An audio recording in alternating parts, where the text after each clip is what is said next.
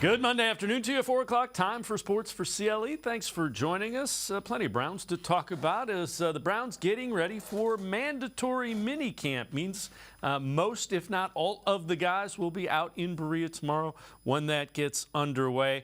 ESPN with some storylines for minicamps from across the NFL.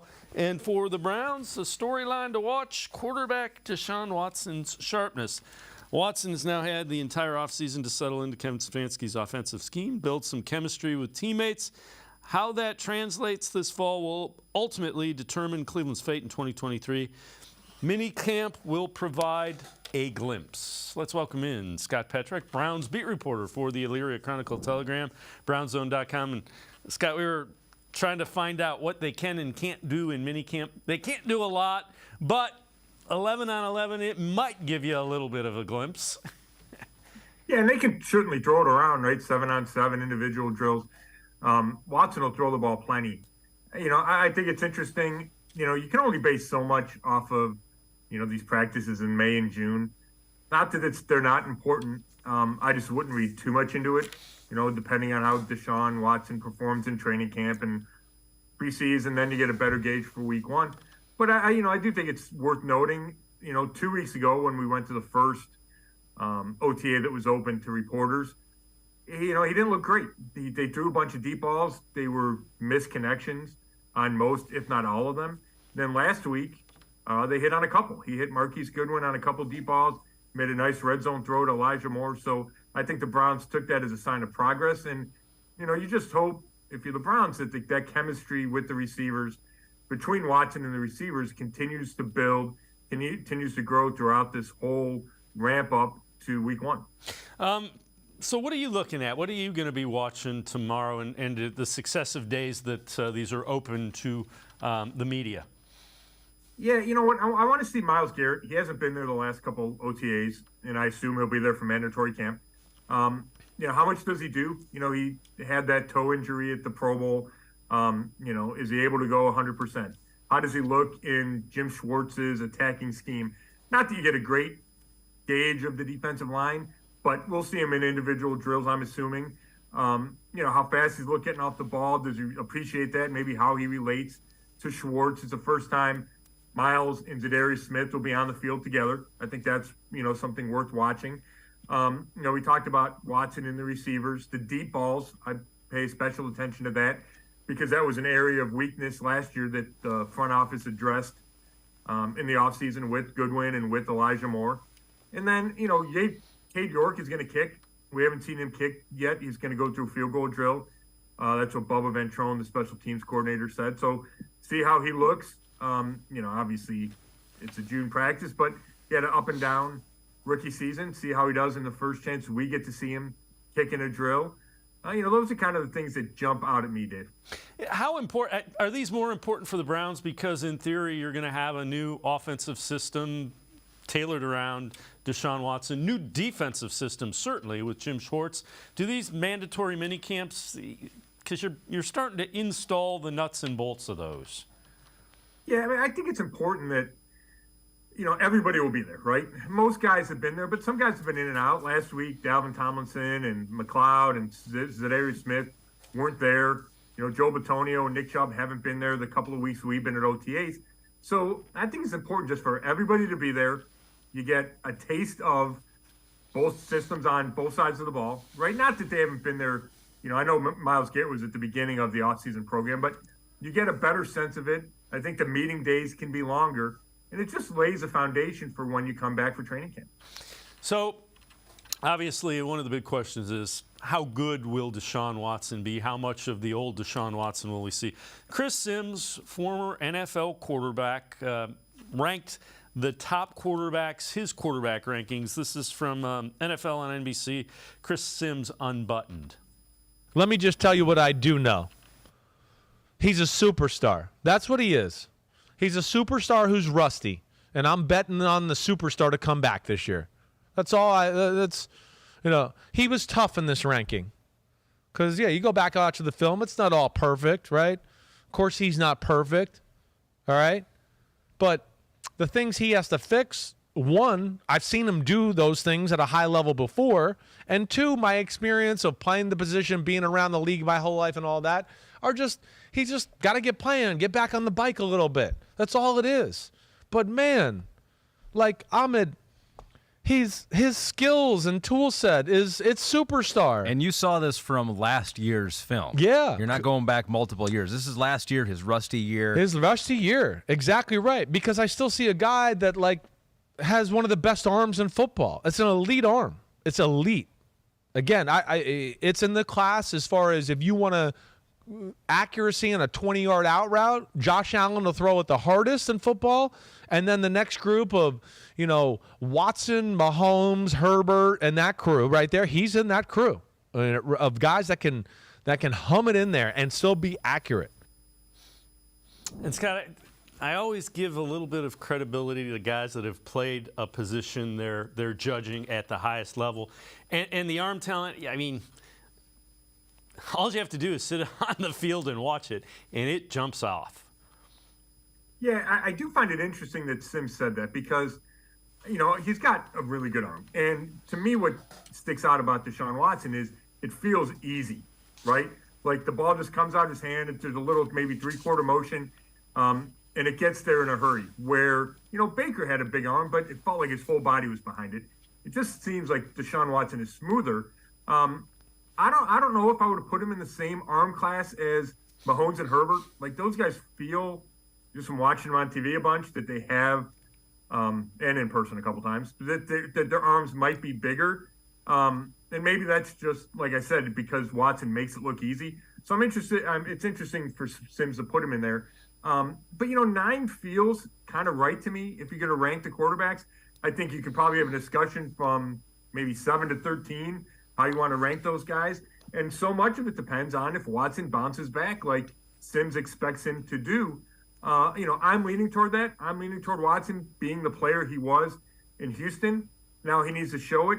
And to me, the question isn't just shaking off all that rust. There's the mental part of it, right? And we've talked about this before. Does he get past everything from the last 2 years? And does he go back to being the confident player that he was in Houston? Because he's admitted he didn't have that same confidence level when he played those 6 games last year. Yeah, and you know what? If he does, that's the guy the Browns were banking on when they went out and got him, without question. Some moves today by the Browns. They've signed a wide receiver Rashawn Henry, offensive tackle Hunter Thelford. You see those. They released Joe Haeg. Now, Haeg is an interesting guy. Didn't play a lot. They saved $2 million on the cap with that move. All right, people, social media, and Browns fans are drawing the question, Scott. Should we get our hopes up about DeAndre Hopkins? The people are making the Olympic style leap. Well, we're saving $2 million. Are we doing that to get DeAndre Hopkins? And I know you also wrote an article about evaluating the possibility of signing him. Let's lump those two together. Sure. Yeah, I don't think there's a connection between Joe Haeg and DeAndre Hopkins. Haeg, they brought him in to kind of be that third tackle a year ago. Chris Hubbard was coming off the injury. James Hudson III was, just entering his second year, struggled as a rookie. They brought Haeg in, and then he had multiple concussions in practice that really sidelined him for, if not all, most of last season. And then we haven't seen him on the field the last 2 weeks. So I was curious about that. I wondered if he would be here. I don't know if that's something he's still dealing with, whatever. But I just don't think the cap savings have anything to do with Hopkins. Now, if the Browns were going to make a move at Hopkins, you'd need as much cap space as possible, right? You'd have to clear cap space. You'd have to have the Haslams willing to spend even more cash. But when it comes to Hopkins, I still think it's unlikely that it happens. Number one is the money. Right, I think Hopkins is going to want significant money. If OBJ signed for $15 million, wouldn't Hopkins want more and a longer deal, given that he played last year and OBJ did not? On top of that, the Browns have already spent significant resources at that position. It started with Amari Cooper, right? The trade, and you take on the $20 million a year contract. You trade for Elijah Moore. You go sign Marquise Goodwin. You still have Donovan Peoples-Jones. You draft Cedric Tillman with your first pick in April. I just feel like they already did a lot of work there. And not that Hopkins wouldn't benefit that room, but I don't know if he's necessary. And I think for the cost, I just don't know if it makes sense for the Browns. Yeah, again, if that's going to help you bring out the best in Watson, it's probably a good idea. But again, the cost, if the Browns end up signing him, I think it's going to be because nobody met the asking price that he wants, which is OBJ money. Along the lines of salary cap, Jack Duffin tweets this out. He's crunched the numbers with the Hague cut. So the Browns currently have almost $15 million in cap space. Again, the general consensus is you like to have about $10 million below the cap so that you can get practice squad guys, injury replacement kind of guys, and the like, so that if you find somebody that you think can help you during the season, that you're not hamstrung. But they're certainly not at the point where you could absorb, a $15, $16, $17 million a year deal for DeAndre Hopkins. No, but I mean, you can always structure it a certain way, right? Like that's not going to keep them, in my opinion, from signing Hopkins. Now, I think what you have to take into consideration is the long-term cap effects, right? They already restructured Deshaun Watson's contract where it doesn't affect the dollars at all. It just affects the cap, where all of a sudden they're saving a bunch of cap room this year, which allowed them to go to free agency and sign Thornhill and Tomlinson and Okoronkwo. But I think Watson's cap hit went from like 53 to 68 million. It's somewhere in that, where at some point these bills are going to come due. And yes, the salary cap continues to increase, but we've seen it with the Rams, where you get to a point and you have to say, okay, this year we're going to bite the bullet and cut some guys. And I don't think the Browns want to get in that scenario. I think Andrew Berry and Paul DePodesta want to be kind of frugal there. And not frugal might not be the right word, just smart and plan for the present and plan for the future. And it feels like if you're going to sign Hopkins, and let's say it's a 2-year, $32 million deal. In order to structure that and get him under the cap, there's going to be a big hit coming down the road, like there is for Watson, like there is for Myles Garrett, right? And the list goes on. And I just don't know if they want to do that at a position where they already have guys, for a guy that's turning 31 next year, or 31 tomorrow. I just think that's where they might draw the line. Yeah, and I think they want to be conservative in future years against the cap, just so they so you don't run into what happened with the Rams. Scott Patrick and I are going to step aside, take a quick timeout. Other side of the break, we'll hear what some of the national folks think about the Browns season coming up. Sports4CLE, be right back. Stay with us. The Ohio Lottery Partners in Education program recognizes role model students and teachers from across Ohio. Nominations can now be done completely online. To nominate a deserving teacher or student, go to ohiolottery.com. In the About section, find Partners in Education. There you will find links to the nomination forms. Students kindergarten through 12th grade can be academic all-stars. Teachers can be honored as a Teacher of the Month. The Ohio Lottery Partners in Education, where stars shine.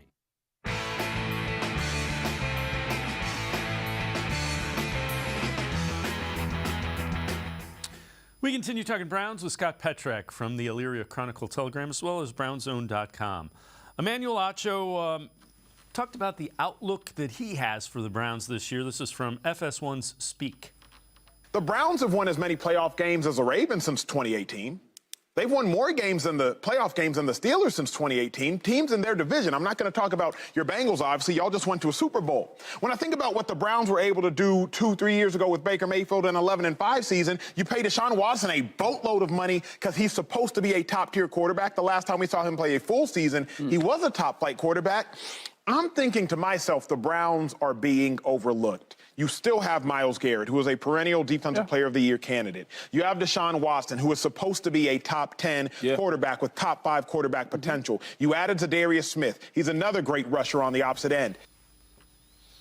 And Scott, we've talked about this a little bit. I think a lot of it with the Browns is people have been hyped up about the roster the last couple years. They've underperformed, so it's a matter of, before I get hyped up, show me, at least the national folks. Yeah, I think that's part of it. Yeah, and when we're talking nationally, Dave, I think that's part of it. I think the uncertainty surrounding Watson and the I don't know, unease with Watson, right? It's not an easy story to talk about. It's a lot easier to promote a Mahomes or Josh Allen. I think that might play into it. And, there weren't any huge splashes this offseason, right? From our bubble, hey, Tomlinson's a big signee, Thornhill's a big signee, even Zadarius Smith. I think outside Cleveland, it's like, okay, there's the guys. Everybody signs people. Maybe they're good signings, but it's not a quarterback, right? It's not a huge receiver. I think that's part of it. And then the other part is there's a bunch of good teams in this league right now. And I think it's just fair until the Browns prove themselves on that level that the attention goes to the Kansas Cities, the Buffaloes, the Cincinnatis, because they've just been better lately. Yeah, it's tough to argue with what's gone on the last couple of years. All right, after watching a couple of OTA practices, what stood out about the defense under Jim Schwartz? And I know you've answered this in one of your mailbags. Do you think the defense has been fixed, quote unquote, fixed? Yeah, I kind of do. We have to see it in action, right? But from a run defense perspective, Schwartz should help over Joe Woods. I think from an overall defense perspective. Tomlinson, Siaki Ika, and then the depth. Maurice Hurst second, Tristan Hill, however that works out. It's a lot of bodies to throw at that position that the Browns didn't have a year ago. If it turns out to be Tomlinson and Ika, whether they start together or play together, it's a lot of weight there. That's 650-some plus pounds. Just sheer volume should help the run defense. Because they didn't have that last year. Jordan Elliott, he might be 320, but, he doesn't feel like a kind of a guy that just sits in a gap. Taven Bryan, I think, was a bit undersized there. Winfrey was a rookie, a little undersized. Same with Togiai. So I think the Browns just got bigger. I think that will help. Now, we got to see how Schwartz's scheme winds up working. It's an attack scheme. He's going to get after the quarterback. He's going to get after the run game, try to create negative plays. Maybe that leaves the run defense a little susceptible at times. You're asking the linebackers to fill in. You're asking the safeties. I think Schwartz is going to put a lot of numbers in the box and say that's how we're going to stop the run. It's not going to be a two-gap system. He wants his D tackles getting up the field and penetrating the backfield. But I think Schwartz will make a significant difference. You feel his presence in practice. I think guys respect him. He carries himself with the confidence that befits that resume, right? He's been a head coach. He's been a coordinator forever. He's won a Super Bowl as a coordinator within the last 5 or 6 years. So I do think that will help. And then I think they've gotten better from a personnel standpoint at D tackle, at the end. And now it remains to be seen, is Thornhill any better than John Johnson III? But I certainly think up front, they've gotten better for sure. So I know you wrote an article about Denzel Ward working in the slot, open into being versatile. Let's talk a little bit about that, and then kind of dovetail on that. In hearing the defensive players talk, it seems like things are they're just different this season. Yeah, and I think that's a good example of it, right? Like last year, it was going to be Greg Newsome in the slot. He was the guy. And that's fine. I'm sure a lot of teams do that, right? They have one slot guy. But Newsome didn't love how he was used. We talked about that a billion times. Felt like he was too much of a linebacker in the run fits, right? Not just covering, which can take a toll on a cornerback, right? He's only 200 pounds. It can take a toll. It feels like, just from watching a couple of these practices, that Schwartz is more open to rotating guys in there, depending on the matchup. So maybe we see Martin Emerson Jr., let's say you play Tampa Bay and Mike Evans is in the slot. Well, instead of saying, okay, Greg Newsome, you get him when he's in the slot, maybe Emerson slides in with him. Or if let's say if Peoples-Jones was going to be the Brown slot guy this year, and he's a bigger guy, maybe Emerson draws that assignment that week. And I think when you see Denzel Ward take some reps inside, to me that signals, okay, if you're playing a team like Cincinnati and Jamar Chase, and Ward can say, that's my guy. And then if he goes in the slot, instead of handing him off, you say, okay, I'm going to follow this guy across the field all game long. And I feel like you used to see that more in the NFL, and maybe you don't see as much. You see some sides, guys play sides. They don't travel inside. I think Schwartz is feels to me like he's more open to those kinds of things. I know he trusts those corners. He talked about using 5 linemen, like in a package. On pass rushing situations, go 5 linemen, and because he trusts his corners to clamp down, and, obviously takes the person out of coverage, but up front, what it does is it means it's harder to double team a guy like Myles Garrett. You got 5 guys coming on 5 linemen. You got to keep in a running back. You got to keep in a tight end. So I have no doubt that Jim Schwartz will be aggressive. I think he's going to use a variety of personnel packages. 3 safeties is not going away. I thought it might when Joe Woods left. With Rodney McLeod and Delpit and Thornhill, Schwartz is going to use that a lot. So I think you're going to see variety, and I think you're going to see an aggressive scheme. It sounds like it's much simpler too. It's not as many. If this happens, I have to do this. If this happens, we got to do this, and it seems like this is what we're going to do. Go do it. Yeah, I think that's a great point, because I'm talking about all this variety, but I think it's based in a simple scheme, right? The front just has to go attack, right? The rules are not complicated for what the guys up front have to do. I think your safeties have to be smart. They don't have to know what to do. But if you're playing a bunch of man, which it feels like they're going to do if their corners stay healthy, then you don't have the same communication breakdown, right?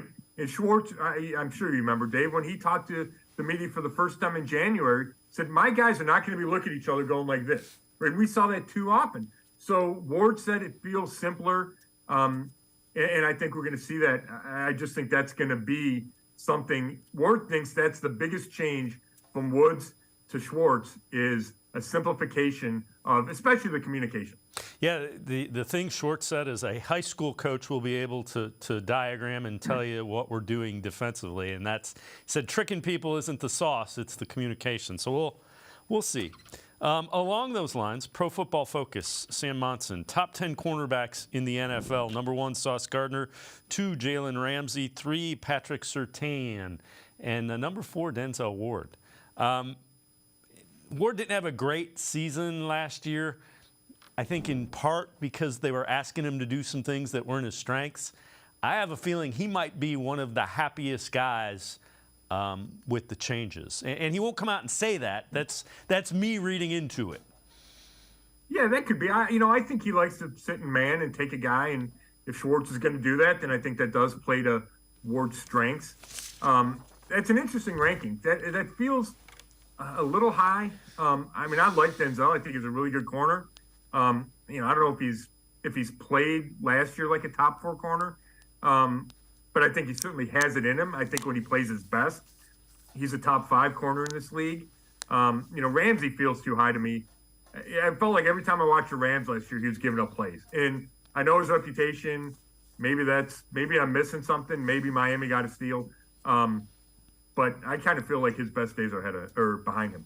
Yeah, I can't necessarily argue with that. And I'm with you with Ward. I think, and again, he started out really slowly last year and got a little bit better as it went on. Scott Petrick and I are going to step aside, take a quick timeout. Other side of the break, what changes might be in store for the Browns offense? Sports for CLE, be right back. Stay with us.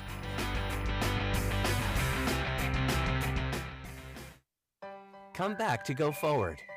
Back to learning new things. Back to pursuing your dreams. Tri-C has flexible learning options to fit your life. And every year, more than 1,000 local companies provide Tri-C students with real-world learning. The right education can boost your lifetime earning power by hundreds of thousands of dollars. Start now with a college education you can afford. Tri-C, where futures begin.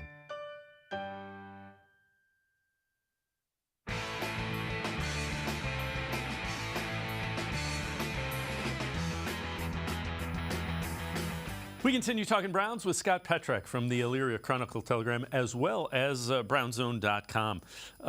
Chris Sims from NFL on NBC, the Chris Sims Unbuttoned podcast. Just on the changes, why the Browns offense might be changing. There's a reason we're hearing rumors in Cleveland that they're going to play a different way this year, right? That they're not going to be so run and Nick Chubb and run and Nick Chubb. You know why they're going to change? Because they're seeing this dude every day. And they're not changing going, well, he's not very good and we don't trust him, but let's open it up. They're talking about opening it up because they're seeing shit where they're going, we haven't had somebody that can do this. and we're paying him all this money, so we Yeah. better ride him. We know that too. But Right. that's more. He's giving them the confidence to do this. And again, I'd be shocked if it doesn't go right for him in Cleveland. I do like their weapons. Yeah. I like their weapons. You got Amari Cooper still. You got Donovan Peoples-Jones. You got Elijah Moore over there now from the Jets, and we'll see if he can blossom in a new Right. system. Cedric Tillman from Tennessee, I who's a liked him. receiver that you liked. Yeah.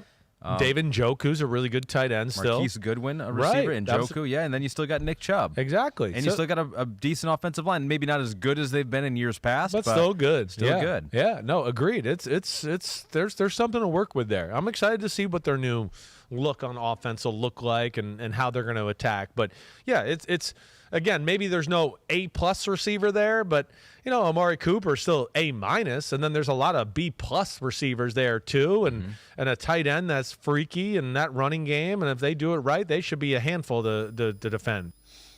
And again, Chris Sims talking about Deshaun Watson and why the Browns would tinker. Scott, that makes sense. All of that makes sense. And it's hard to argue. There just hasn't been a quarterback for the Browns that has the physical skill set that Deshaun Watson has. I mean, it's... Yeah. There's no doubt about it. And there's no guy with the resume that he has, right? The 3 Pro Bowls. He led the league in all kinds of passing categories in 2020. So, yeah, there's a reason, like Chris Sims said. Now, I'd probably argue that the talk of opening up the offense came before they really saw Watson, right? Like, that was the plan. And he played the final 6 games, and he was up and down. And then it was, okay, we're going to have him for a whole season, a whole off season. We're paying this guy a ton of money. We want to play our offense like this, right? I think the Browns always wanted to have their offense like this, and now feel like they have the quarterback who can do it. I don't know how much of that is because he's looked good in April and May. I'm a little skeptical there. But it'll be interesting because if we get to week 1 and week 2, and those are 2 big games against the Bengals and the Steelers, and the Browns run it 35 times, then that probably is a lack of confidence in Deshaun Watson. I don't expect that to happen. I expect Watson to take the strides that everybody thinks he's going to. But I think it might be a little chicken and the egg with they're going to open it up. I think that's just been the plan when you do what you did to get Deshaun Watson. Well, and you go out and you get the wide receivers that they mentioned, Goodwin, you get Elijah Moore. They kind of go hand in hand. This is from your mailbag. I found this one really interesting. If Bill Callahan gets credit for Wyatt Teller, Ethan Posick, etc., should he get docked for Jedrick Wills at left tackle? Yeah, I did think that was interesting. My take is Bill Callahan is bigger than one guy, right? If Jedrick Wills winds up being a flop, I don't think that's an indictment on Bill Callahan. And I think he still does get credit for Ethan Posick playing the best ball he's ever played, and Wyatt Teller as well. But then the writer also asked about Jed Wills. And we've talked about this, Dave. I'm higher on Wills than a lot of people are. I think he is, at worst, an average NFL tackle. Now, that's not worthy of the number 10 pick. It's probably, I think the $14 million that they're paying him for the 5th-year rookie option that they picked up, I think that's fine. I don't think you're going to get a better left tackle for that kind of money, so I understand why they picked up the option. Now, there's still a ways to go, right? He still needs to finish better. All we have to do is look at Twitter and to see all the plays that he doesn't finish. I think he's gotten better in that area. I think he still needs to grow. I certainly don't think he's reached his potential because there's a lot there. And that's why these next 2 years are going to be huge. He's under contract. He knows what's waiting, right? There could be a massive contract for him, but he needs to play better. And, I'm sure Callahan's pushing him as hard as he can. To me, right now, it's up to Jed Wills to take that next step, and we'll see if he does this year. Yeah, and I'm with you. I think he's been an average left tackle. The other thing to keep in mind is Bill Callahan's the guy that helped him switch from right tackle to left tackle. And don't minimize how difficult that is to do. You're leading with different parts, you're leading with a different part of your body. That is unnatural, especially when somebody is trying to, throw you in the dirt and get to the quarterback. So, but again, it's a fair question, and there was a lot going on. The thing that it makes you realize is there is nothing that is seamless switching sides, especially in the NFL. Yeah, and there's a body language thing with Jed. Like, he doesn't exude this, I can't wait to get on the field, right? Like, he just walks kind of slow. He's got his hoodie up or his helmet on. You watch him stretch, like we watch him stretch every day. There's, just kind of goes through it. And I think part of that's his personality. But if you're looking at that and you have in your head that there's some plays he doesn't finish, and is he working his tail off? I think that all feeds into this. Man, he's underachieving, and I get that. I just think he needs to be given a little more time. And if he doesn't get any better, then that's on him. Because I think all the tools, he's got the resources with Callahan. He's surrounded by, greatness on the line with Joe Bitonio. Certainly, you can argue Jack Conklin and White Teller and Ethan Posick as well. So it's all there for Jed. Like I said, I kind of got a soft spot. I like talking to him. I find him really engaging when I do talk to him and open and honest. But it's up to him to take that next step. Yeah, I agree with you. And, he has a Hall of Famer on speed dial in Joe Thomas as well, who is more than willing to help. So it is up to him, I would agree. This is from Bleacher Report. Every NFL team's most important training camp battle 2023. For the Browns, they say wide receiver. If the Browns can uncover a quality receiver lineup, Watson will stand a chance of returning to the Pro Bowl form last showed in 2020. If they can't, Cleveland could be staring down a second straight year in the AFC North basement. That would be very, very, very bad for all concerned, finishing fourth in the AFC North. Well, especially if the receivers don't play well, right? If you don't get Hopkins, you got Moore, you got Goodwin, you got Tillman, and those guys don't help, right? Don't make a big jump in the pass game, which the Browns expect. That's a terrible look for everyone, right? Andrew Berry, Kevin Stefanski, everybody. So it's interesting. I don't know if there's a great position battle in this camp. Is Elijah Moore versus Donovan Peoples-Jones to be the number 2? Maybe that qualifies. But the other one's going to play a ton as the third receiver, right? So, yeah, I guess you can include that. Who's going to start at D-tackle opposite Tomlinson? I think that remains to be seen. But there's really not a lot of head-to-head who's going to win a starting spot. Now, there's some jobs open deeper in the roster, but I feel like there's just not going to be a lot of those top-of-the-roster training camp battles that we've seen in the past. Yeah, and the interesting thing is going to be guys making the 53. There's going to be probably some really tough decisions on the back half of that roster. All right, before we go to break, NFL players primed for breakout seasons on new teams. This is from the Bleacher Report. One of the aforementioned wide receivers is on that list, Elijah Moore. And again, this is according to the Bleacher Report. Moore can shake defenders off the line of scrimmage, can create short area passes. Third-year veteran also brings a 4.55 40 dash to the table. Thoughts on that? Yeah, you know what? I think when you talk about kind of key guys, it starts with Deshaun Watson, obviously. And then you have the holdovers. But I do think Elijah Moore belongs high on that list because he's the guy that I think can help transform that passing game. And he can play inside, he can play outside. The Browns really value that versatility. I expect him to play a ton. I would not be surprised if he winds up playing more than Donovan Peoples-Jones. He feels like a long-term acquisition for the Browns, and it's not just about the last 2 years on his contract. I think it could be even longer than that. I certainly think the Browns have really high expectations for Moore, and if he fails to meet them, then how are they going to be as explosive as they believe they need to be, as they believe they can be? It's going to be real difficult. They're counting on him to be the player that they really liked 2 years ago when the Jets drafted him. Yeah, and what they're counting on him to be is the guy, okay, the defense is playing off of him. We're going to get him the ball and let him create and make it tough for defenses in space. Scott Petrick and I are going to step aside, take one more time out, other side of the break. More about the expectations for the Browns in 2023, plus a look at how good they were in the first quarter relative to the rest of the NFL a season ago. Sports4CLE, be right back. Stay with us.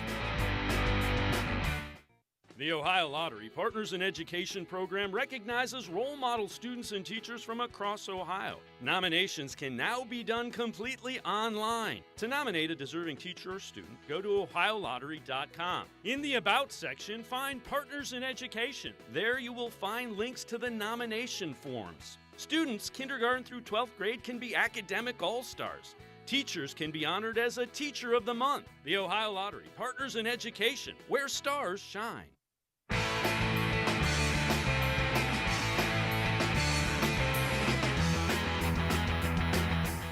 We continue talking Browns with Scott Petrak from the Elyria Chronicle Telegram and BrownZone.com. Rick Bucher on the Browns having more questions than answers. This again from FS1's Speak.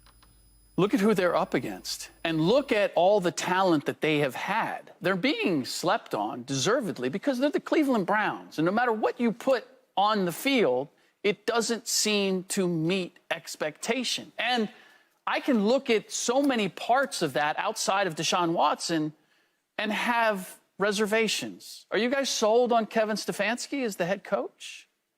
Are you sold on? I'm not selling my stock, but I'm not sold. I feel you. Okay. I'm still holding it. So, I'm still holding it. So right it would now. be like, you know what? Stefanski's going to turn this thing around, and he's going to be going up against Jim Harbaugh and Zach Taylor, and he's going to transform Mike Tomlin. I mean, he's up against some stiff competition. Alex Van Pelt is the offensive coordinator.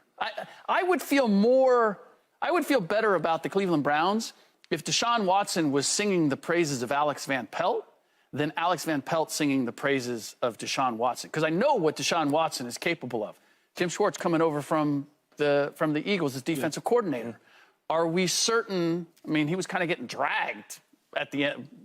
A couple years back right? with the Eagles. Yeah, a couple years back. Are we convinced that he's going to transform or be able to utilize the Cleveland Browns' talent? I've never questioned. I mean, look at the roster. You're like, we've been thinking for a couple of years now. They're just a step away. But it hasn't happened. And when I look at the rest of the division, I'm going to need to see it because of the Browns' history. Scott, we've talked about that being the case. Can't argue with it. It's interesting with Kevin Stefanski. First year, Coach of the Year.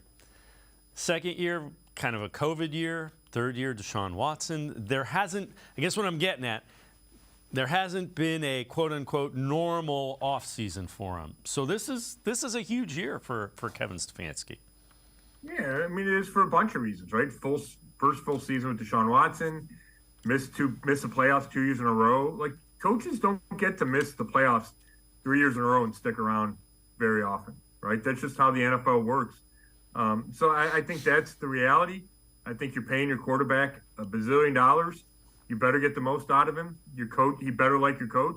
You better trust your coach. Your coach better use him, maximize his skill set, right? And I think that's one of the reasons we talked about this offense opening up is because you're paying the quarterback that much money.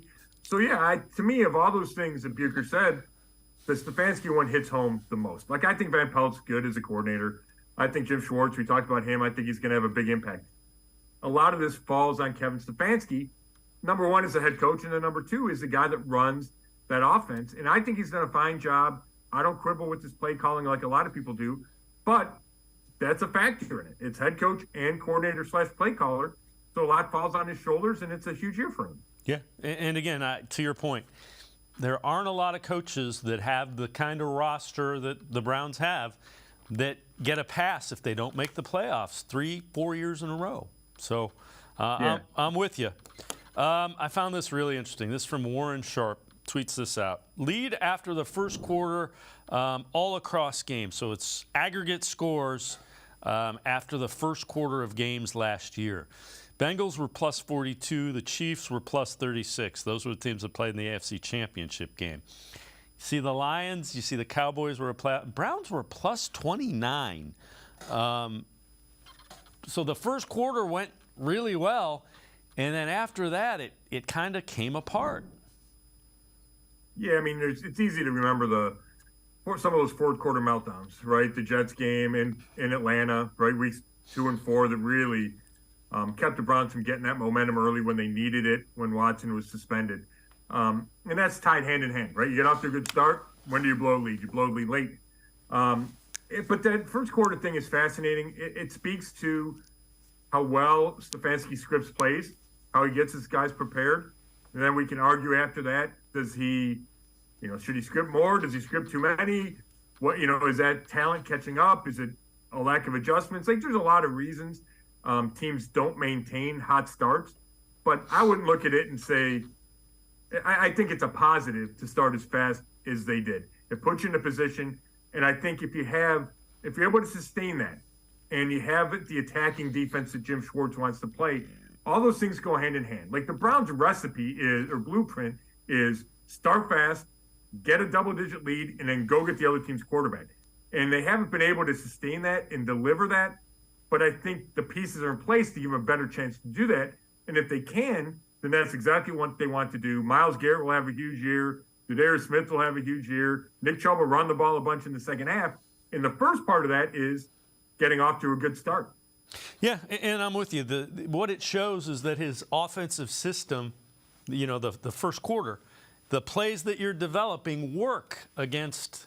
Now, and maybe, bringing in Bill Musgrave as an assistant, maybe that's his deal. Help, come up with the in-game adjustments, make it more collaborative. Yeah, and defenses adjust, and maybe it was Jacoby Brissett for a lot of that.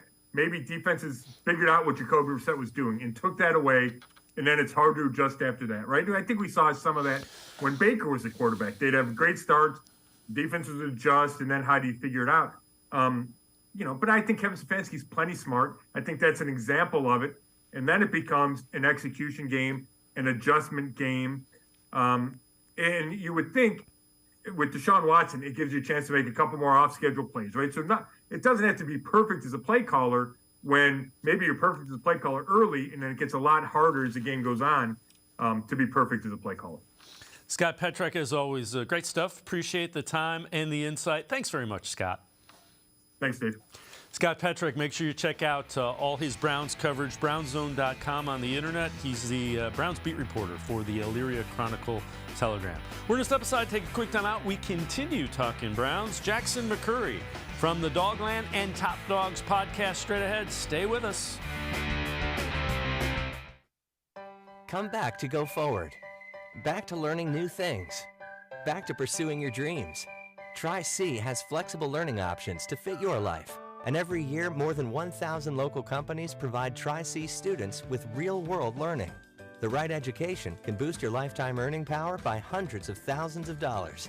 Start now with a college education you can afford. Tri-C, where futures begin.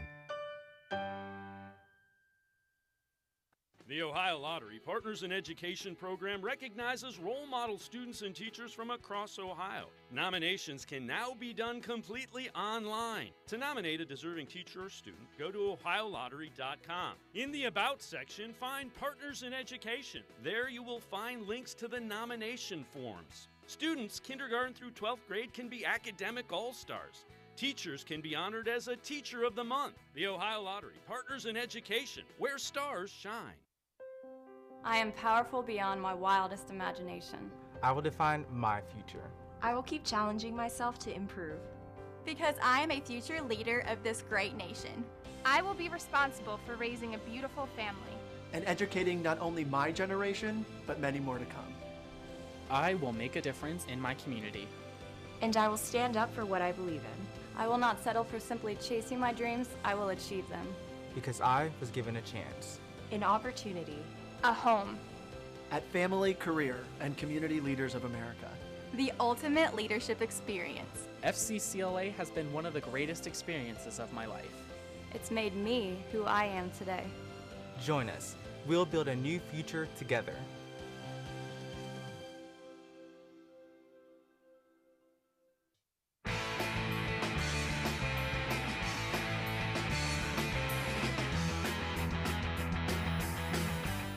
We continue talking Browns on Sports4CLE. Former NFL quarterback Chris Sims on the skills he sees with Deshaun Watson of the Browns. This from NFL on NBC. Chris Sims unbuttoned. sees the field more, more appropriate throws. I could tell he wasn't comfortable the whole year. Yeah. You could see he wasn't totally comfortable. But you still see throws and plays where you just go, I mean, you got to play against the Bengals, or again, you had a few throws against the Bengals where you just go, holy crap, what a throw. You had a play, though, once where he made 3 guys miss in the backfield, and then he's got a guy hanging on his leg, and he's like, a little bit like we talk about with Stafford, because Watson does have this too. We've talked about this in years past where just no play ever dies, and then he still throws the 20-yard crossing route, just throws it on the money. Like I'm sitting there watching that 2 days ago, and my son is, oh my gosh, whoa. He's like, that's unbelievable. And I was like, yes, it is. That's what Deshaun Watson can do. And I think we forgot that a little bit. And, again, he's got to knock some rust off, and it probably won't be perfect at first. But, damn, like I said, he's made of the right stuff as far as playing the quarterback position, and his talent's real. Let's welcome in Jackson McCurry from the Dogland and Top Dogs podcast. And, Jackson, because those 6 games were a little uneven, and that's being kind, I think that's why some of the national media has the opinions that they have. Yeah, I would definitely agree. I think those 6 games, you saw flashes like Chris Sims said, but yeah, there was definitely a lot of rust on Deshaun Watson. And I think that's why, like you said, the national media is so opinionated on Deshaun Watson. And I think you could see that in some of the Browns fans. They want Deshaun to go out and prove it, make him earn that contract that he got from the Cleveland Browns. And yeah, all eyes are on him. Obviously, he goes, the Browns will go. If he's back to what he was a few years ago in Houston, the Browns are going to be in a great spot to contend for the Super Bowl. But if he looks like he did those last 6 games last year, the Browns are definitely going to be in trouble come this season.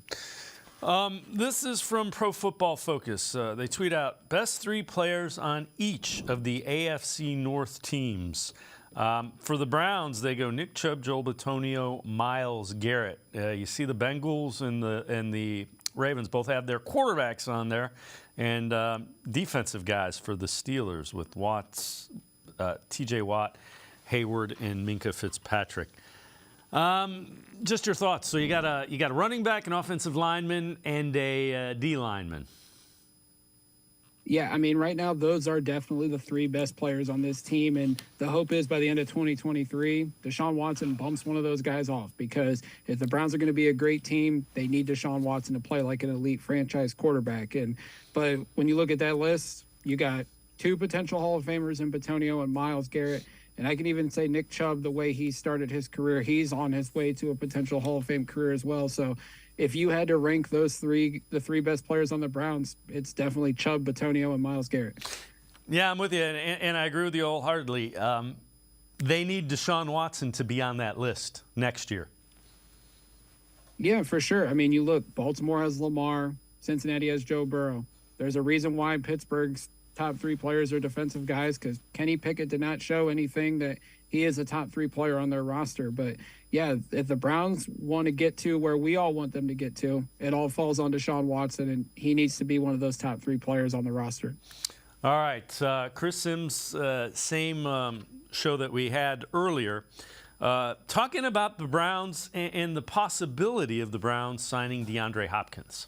I don't know if I'd want to do that. To me, it's like you're just getting him comfortable, and he's the man, and now we're going to bring a guy in that wants to demand the ball and maybe more contract money. I don't know what the relationship was like, though. If they had a good relationship, that could help. I know. I think it was pretty good from what I remember. DeAndre Hopkins does not have the greatest reputation around football. That's I think there's a reason why you saw nobody trade for him. I think it's the money, injuries, PED suspension. If he has a good year, he's going to ask for more money, right? I think all those things. Is he a guy that's past his prime? It's year 10. He never was he's going to run by you for a 60-yard bomb type of guy. In his prime, he was just good enough of that to keep you honest in that territory. Right. He's not that anymore. I would have a hard time thinking. And then if I'm him, I'm not sure if I want to go there either.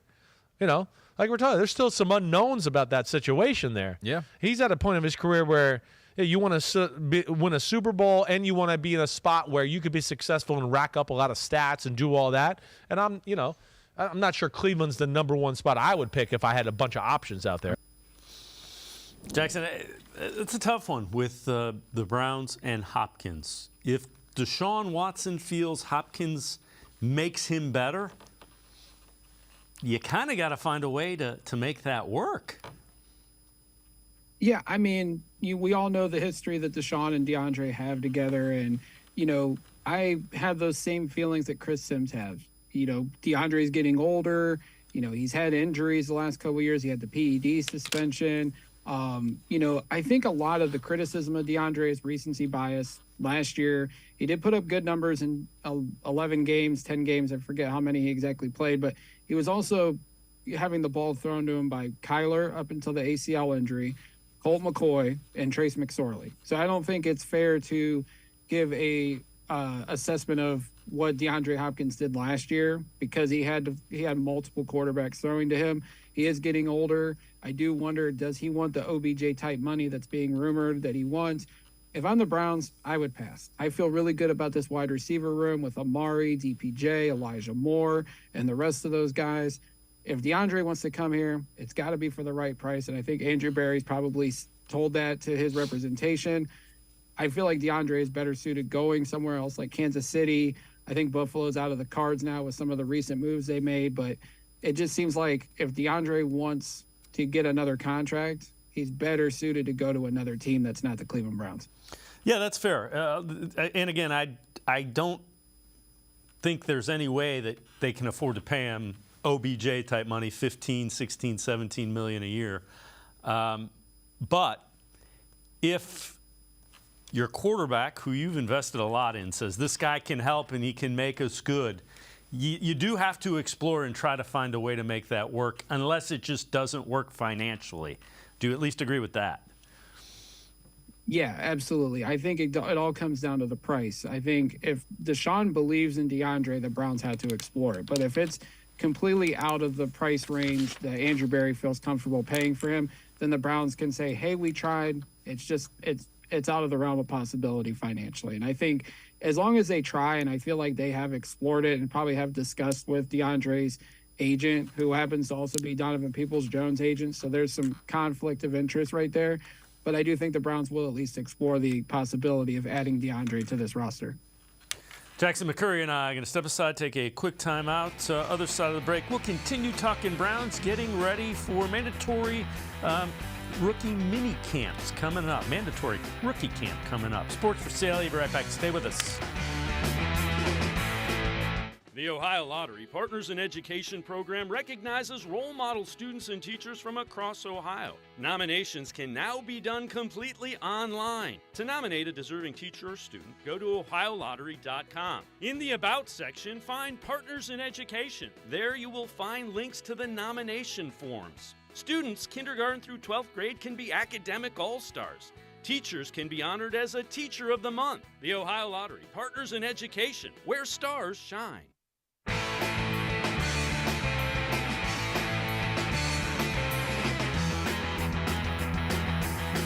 We continue talking Browns with Jackson McCurry from the Dogland and Top Dogs podcast. Former NFL running back LaShawn McCoy on his thoughts for the Browns in 2023.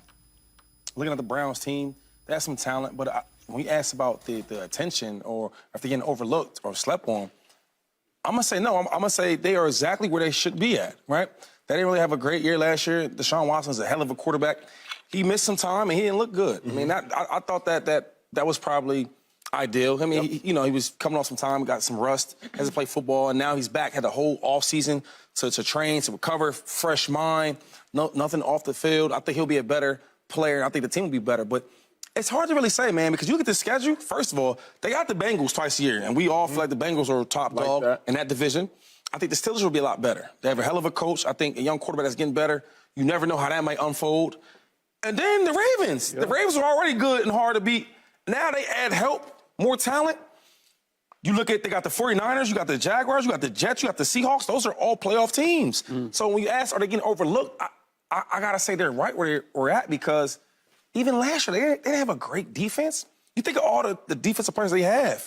They were like 21st in defense. Great. So, I mean, I don't think they're overlooked. And Jackson, he mentions the defensive players. That's why there's a new defensive coordinator in town. Yeah, I mean, we know how talented this defense was, but I think they got plagued by bad coaching. Now they have a great new defensive coordinator in Jim Schwartz. It's put up or shut up time for that defensive side of the ball. They invested a lot of money in it prior to this year. They even added new pieces in the draft and in free agency, like Dalvin Tomlinson, Okoronkwo, acquiring Zadarius Smith. So it's on the defense. Do I agree that they're being overlooked? Slightly, but I also think, like we said in the last segment, it all comes down to Deshaun Watson. This is a talented team. I said it's a top 8 roster in the National Football League. It's put up or shut up time, and yeah, I don't think they're being overlooked, but I also think they're looking for some respect, and I think once they get out on the field, hopefully they can command that respect. Yeah, you know what? They've got to earn it. It's been 2 seasons that didn't live up to expectations in a row, so I get the lack of respect nationally. All right. This is from CBSSports.com. Biggest storylines for teams entering mandatory minicamp. So the veterans got to be there too, unlike me saying just the rookies before. It's mandatory minicamp.